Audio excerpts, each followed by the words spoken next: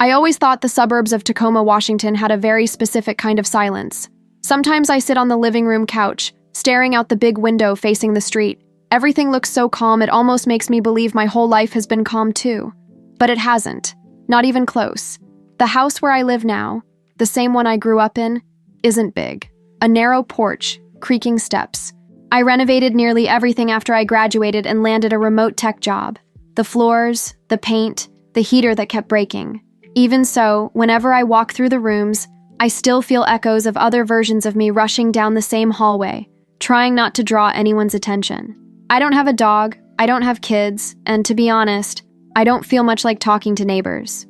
They greet me when they see me coming home with grocery bags, but they know absolutely nothing about me, and I prefer to keep it that way. When I open the kitchen door, I remember how my parents used to fight near there. Back then, I didn't really understand. And yet, now, so many years later, I live right here. This place ended up becoming my safe harbor after a storm that started long before my father died, and my mother disappeared on purpose. I live alone, and I like it. Sometimes my hands tremble for no reason when I open the door to my parents' old bedroom. That room, empty now, used to be the epicenter of a marriage that crumbled right before my eyes. I kept the door shut for years, even after the renovation. Only now have I started thinking about turning it into an office. But I'm still not sure I want to. I know therapy would say I should leave this house and build a completely new life somewhere else. But I can't. This house is the only good part I have left of my father. He fought for it his entire life. But every time I remember him, I also remember her, my mother, the woman who always seemed too bored to be anyone's mom, the woman who spent her days staring out the window like she was trapped in a life she couldn't escape, until she did. I thought she'd never come back, that she had left forever. I was wrong. My mother, I could already feel it. Kids can sense these things. You notice it in the tone, the lack of a smile, the impatient way she shoved a frozen dinner into the microwave and dropped it on the table without even looking at you. And it was always microwave food. My father, on the other hand, was light. He'd come home late from work, usually after 7 p.m., and even when he was tired, he always asked how my day had been. Sometimes he'd sit on the floor with me to put together crooked puzzles we never finished, because he'd get distracted talking about the world. He told stories about when he was younger, about learning to drive on dirt roads, about the music he listened to on cassette tapes as a teenager. And I listened. I loved listening. It was the only moment of the day when I felt like someone actually saw who I was. But his joy never lasted long. As soon as my mother walked into the room, everything fell apart. I remember her complaining about absolutely everything. Traffic, the neighbor, work, my posture, and my father tried to keep the peace. He always tried. Sometimes he'd place his hand on my shoulder and tell me to go to my room, with that low, firm voice that wasn't exactly fear, but more like a warning. I'd go, hearing them start arguing again. I remember the nights when he'd take me out to eat at a small diner near the highway. I always ordered pancakes, and he ordered coffee. He'd ask me what I wanted to be when I grew up. I changed my mind every week. Astronaut, veterinarian, programmer, designer, anything that would get me out of that house. He'd laugh and say I could be whatever I wanted. Even as a kid, I could see the sadness hiding deep in his eyes. He tried to hide it, of course. But when we were driving back home, I'd see how long it took him to step out of the car, both hands on the steering wheel, breathing deeply, like he was bracing himself to walk into a storm again. I just watched, just felt. I'll never forget that morning. It was a cold Tuesday, fog covering the whole street. When the phone rang, I didn't recognize the Tacoma hospital number right away. I answered thinking it was a mistake, but the voice on the other end, calm, trained, almost impersonal, said my father's name in a way that made my whole body go cold. "We need a family member to come immediately." Those words never mean anything good. Never. I tried asking what had happened, but the person kept repeating the same sentence, like they were stuck to a script. My hands shook. From there, everything blurred. Deep down, I already knew. I knew it wasn't a fracture, or a fainting, or a scare. I knew. When I arrived at the hospital, the doctor met me in the hallway. His eyes already carried the answer before he opened his mouth. My father had gone into cardiac arrest. They responded quickly, tried everything, but he was gone before I even got there. It felt like someone had pulled the ground out from under me. My mother showed up much later, not because she was working far away or without a car. She just took her time. She walked into the hospital adjusting her coat like she was late for a routine appointment. She looked at me, saw my destroyed face, saw the doctor standing beside me, and her first reaction was to complain about how the news had been delivered. No one told me properly. This is ridiculous. Ridiculous. Her husband's death. Ridiculous. My paternal grandparents held my hand the entire funeral, trying to keep me standing. My mother, on the other hand, seemed irritated the entire time. Irritated with the ceremony, the organization, the flowers, the pastor, the weather, with me, as if I had caused it. After the burial, they scheduled a meeting at the law office that handled my father's documents. It was a big room with a long, dark wooden table. I sat between my grandparents. My mother sat on the other side with her arms crossed like she was in a regular work meeting, not the reading of her husband's will. The lawyer started reading. I understood some parts, lost others, until he said the words that changed everything. And the primary residence, as well as the assets associated with it, are to be placed entirely in the daughter's name. I thought I'd heard wrong, but no. He repeated it in different words, explaining the legal details. My father had put the house and practically everything he owned in my name. The house I grew up in. The house my mother despised. That's when she stood up so fast the chair scraped loudly across the floor. "This is absurd," she said, pointing at the lawyer as if he were the one to blame. "I want to see that document. Now. That can't be right." The lawyer tried to stay professional, but she lunged toward him, snatching the will from his hands with an aggression that made my grandparents step forward. "He only did this because she manipulated everything," my mother shouted, looking straight at me. "She was always an ungrateful child. Always. Do you really think you deserve anything? This house should be mine. Mine." My grandparents told her my father had made that decision years before, because he knew she wouldn't take care of anything, let alone me. That lit a rage in her I had never seen. A rage aimed at me, at them, at the lawyer, at the whole world. And then, right there in the room, she said the words that changed my life forever. "If that's how it is, then you keep her. I'm done. I'm tired. I'm not carrying this girl for another second. You want her? Take her." And she left. Just like that. Turned her back and walked out of the room. The house. My life. All in one gesture. I didn't know whether to cry or feel relieved. My world had collapsed because of my father's death. That day, I felt two different pains at once. The loss of the only real love I'd ever known, and the final cut from someone who never truly wanted me. I was shattered, devastated by my father's death, but for the first time in many years, I didn't have to walk around the house waiting for my mother's next explosion of impatience. My paternal grandparents took me in immediately. They were already aging, moving slowly, but they always made room for me. Their house in downtown Tacoma was quiet. I slept in the guest room for weeks, waking up in the middle of the night thinking everything had been a bad dream. Returning to high school was hard. I was in my senior year, and everyone seemed busy with colleges, dances, life plans. My teachers helped, my closest friends tried to fill the space with some normalcy, and I kept going as best as I could. When I got my acceptance letter to a nearby community college, my grandparents celebrated like I had just won a full ride to Harvard. I didn't have big dreams at the time. I just wanted to survive. So I chose technology. I always liked computers. Always liked the sense of control a screen gave me. The predictability of commands, the logic of lines of code. It felt almost therapeutic. The years were relatively calm, despite the grief that showed up at strange times, like when I was on the bus after class around 6 p.m. and saw a man my father's age scrolling through his phone, or when I walked into a store and smelled a cologne similar to his. But I kept going. When I finally graduated, my grandparents were there. Emotional, waving improvised little flags. After that, I started working for a tech company based in California, fully remote. I spent hours sitting in front of the computer, answering messages, writing code, joining meetings that always felt way too long. But I liked it. It was stable, predictable, and paid well enough for me to take care of the house my father had left me. That house, going back to it wasn't easy. I started with small things. New curtains, painted the kitchen a lighter color. I did everything at my own pace, saving money, comparing prices, watching YouTube tutorials at 2 a.m. When I saved enough, I started traveling on holidays. Simple trips. Portland, Seattle, small towns up north, 5-kilometer trails, cheap inns. I had never explored the world alone. My grandparents were still present. I visited them nearly every weekend, always bringing some dessert from the grocery store. Over the years, I noticed my life was taking shape, but it was my life. A life built from scratch. And then, just when I started to think the past had finally lost its grip on me, she reappeared. I always imagined that if my mother ever decided to come back, it would be in her style.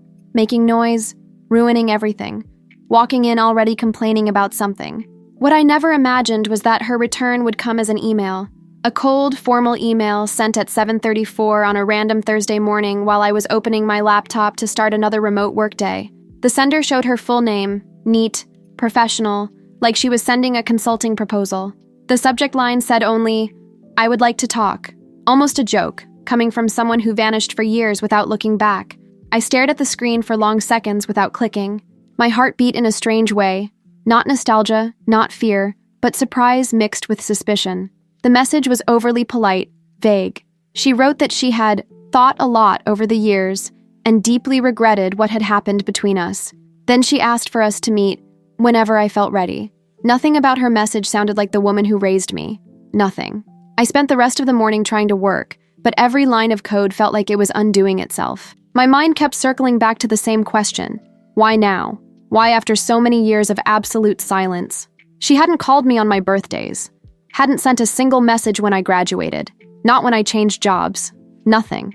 And now, out of nowhere, she showed up with a polite request to talk. I ignored it. At least for that day. The next day, though, it got worse. She called. The phone rang at 10:22. I was in the middle of a video meeting and nearly dropped my laptop when I saw her name flashing on the screen. I silenced it, but she called again. And again. At the end of the afternoon, I listened to the voicemails. The first was anxious. The second, nearly tearful. She spoke as if the past didn't matter anymore, as if I had simply pulled away, and now it was time to work things out. Part of me wanted to ignore everything and move on. Another part, that old wound that never healed right, wanted to understand the real reason. My mother never did anything without motive. Never. If she was insisting this much, something was behind it. I spent the whole weekend arguing with myself, while washing dishes, while watering plants. I tried to convince myself I didn't need her, that the past couldn't hurt me anymore. But then I remembered her screaming at me in the lawyer's office. Remembered my dad being buried. Remembered the door slamming when she decided to abandon me. And I thought, why would I open the door to that again? On Sunday night, I received a long message, much longer than I expected. She wrote that she had thought a lot, that she was remorseful, that she was ready to face her mistakes as an adult woman. And she ended by asking me to meet her for dinner at her house, a house I had never heard of, in an expensive part of the city, far from the suburb where I grew up. I read the message several times. Something about it felt wrong, but I didn't know what. The kindness felt artificial, the regret, rehearsed. Still, something inside me, maybe pride, maybe curiosity, maybe anger, wanted to see it with my own eyes, as if a part of me needed to confirm she hadn't changed at all, that the woman who abandoned me was still the same. And then, against all common sense, I replied, "We can have dinner. Tell me the time." And she answered in minutes, like she'd been waiting her whole life for it. 7 p.m., I'll prepare everything. I felt a sinking chill, not anxiety, not fear. Like every version of my childhood was tugging at my sleeve saying, "Don't do this. You know what she's like." But I had already said yes, and now I wanted to find out the truth, whatever it was.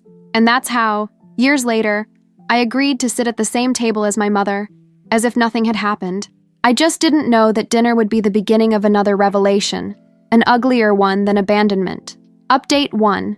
When the day of the dinner finally arrived, I left home around 6:10 p.m., with Tacoma's sky that typical Pacific Northwest gray.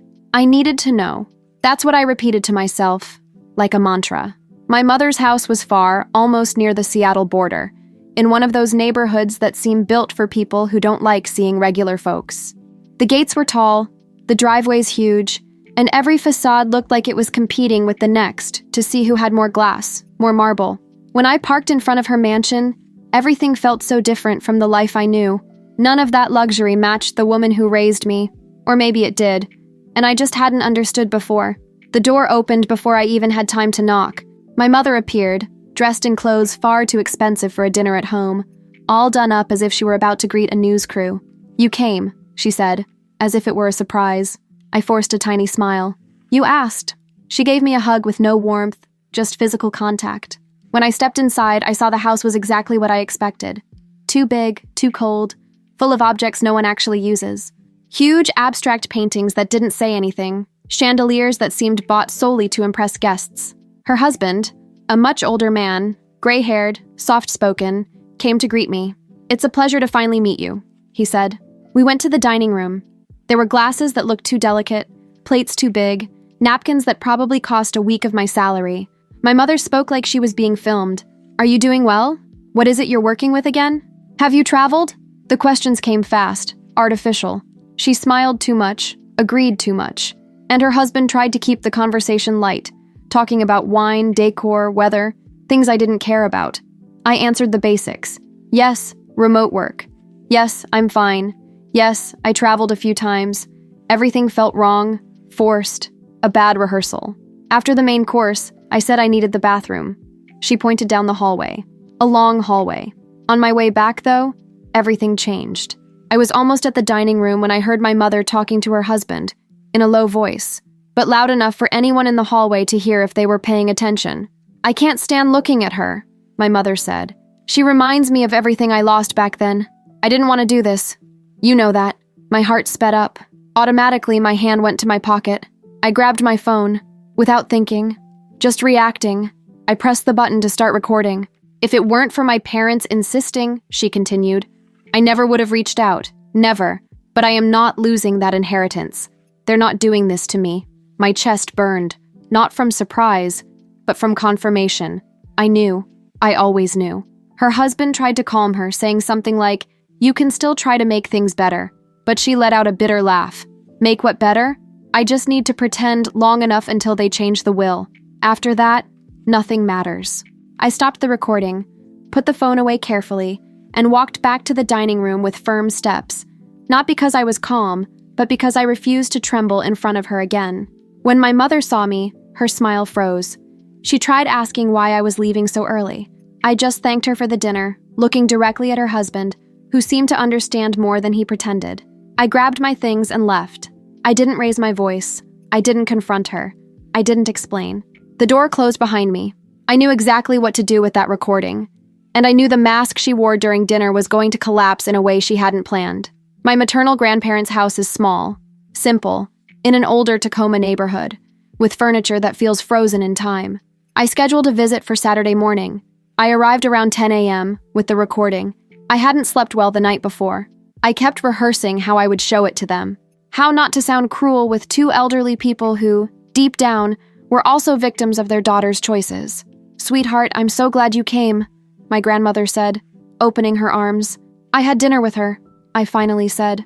The kitchen went silent. Their eyes met for a fraction of a second, a worried, knowing look, as if they already suspected it wouldn't be a good story. And, did something happen? My grandfather asked. I took a deep breath, and without any introduction, I pressed play. My mother's voice, bitter, impatient, mocking, filled the house. I can't stand looking at her. If it weren't for my parents insisting, I'm not losing that inheritance. I just need to pretend until they change the will. My grandfather went pale.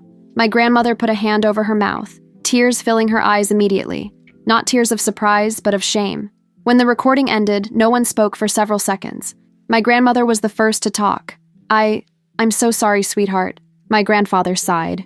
We knew she had been difficult, but not like this. Not this way. We need to be honest with you. 2 months ago, we discussed our will.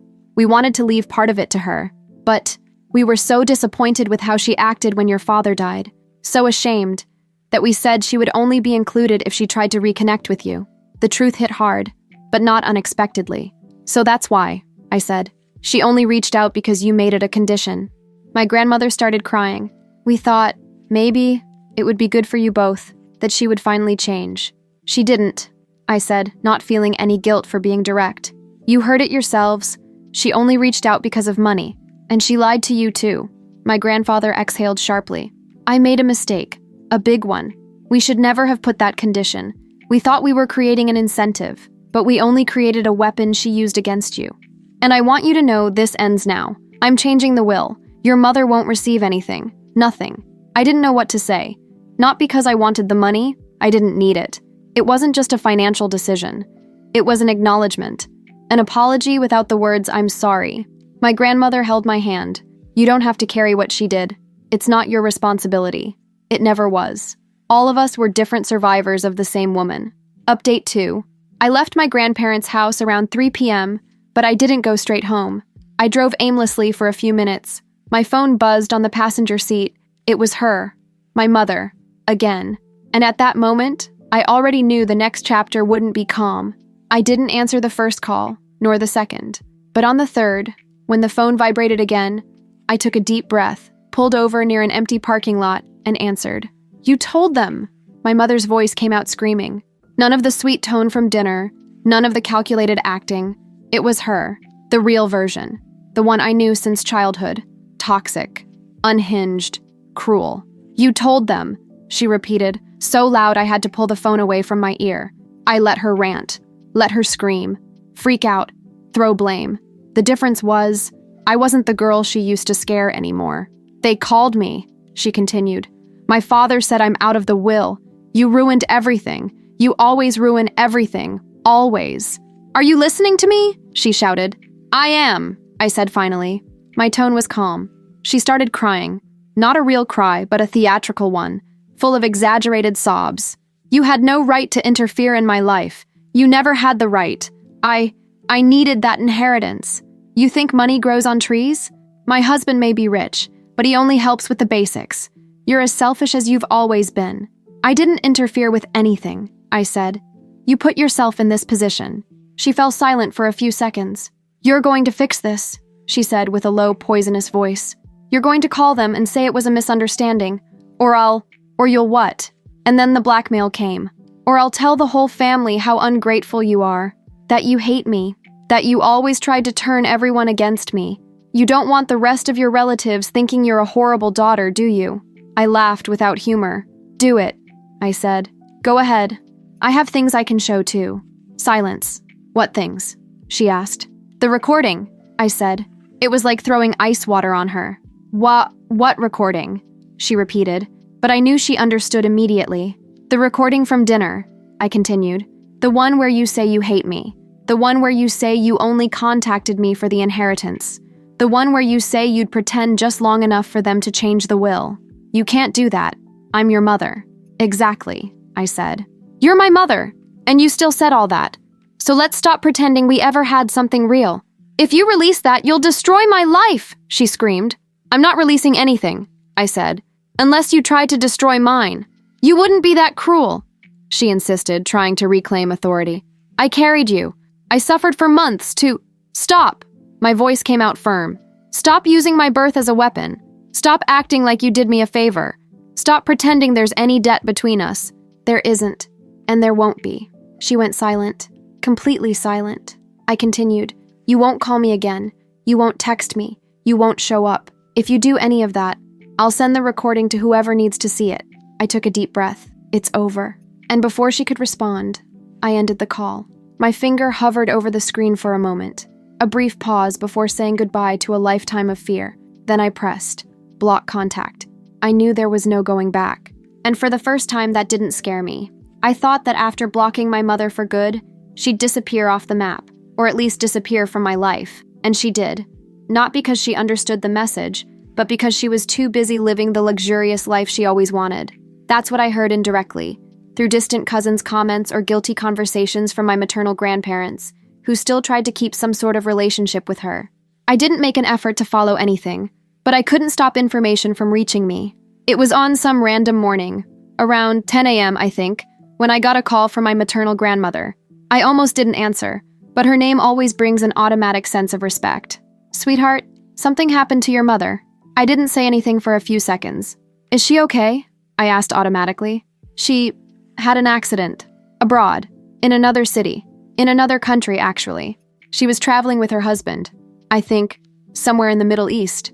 My mother always had an impressive talent for being in the wrong place, in the wrong way, doing the wrong thing. "What kind of accident?" And then my grandmother said it. "It involved a camel." I needed a few seconds to process. "A camel?" "Yes. It threw her off. She fell and it stepped on her. I'm not sure exactly. It was pretty serious." The mental image popped into my mind against my will. My mother, all dressed up like a wealthy tourist, probably complaining about something, getting hit by a huge animal completely indifferent to her neuroses. The irony didn't make me laugh, but I did think, see, life answers, one way or another. My grandmother continued. "She fractured some ribs and broke her arm. She's had stitches. She's medicated. She came back to the US yesterday, but the big problem is something else. She didn't have travel insurance," my grandmother said. "Ah, There it was, the important part. My mother, who always valued money more than any human bond, who always complained about bills, who always said, unexpected expenses are ridiculous, had decided to save money on the one thing that actually matters on an international trip, medical insurance. And now she had an enormous debt. Truly enormous.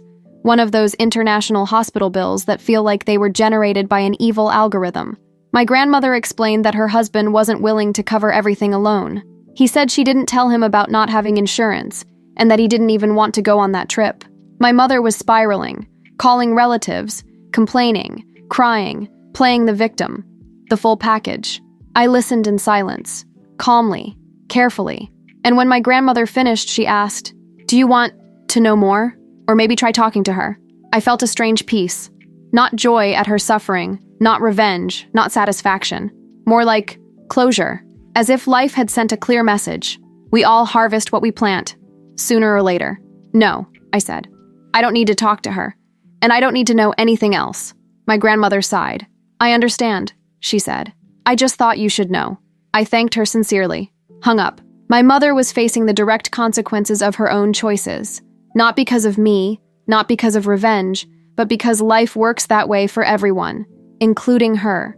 I didn't celebrate. I didn't feel pleasure. I didn't wish her harm, but I didn't feel sorry either. That was it.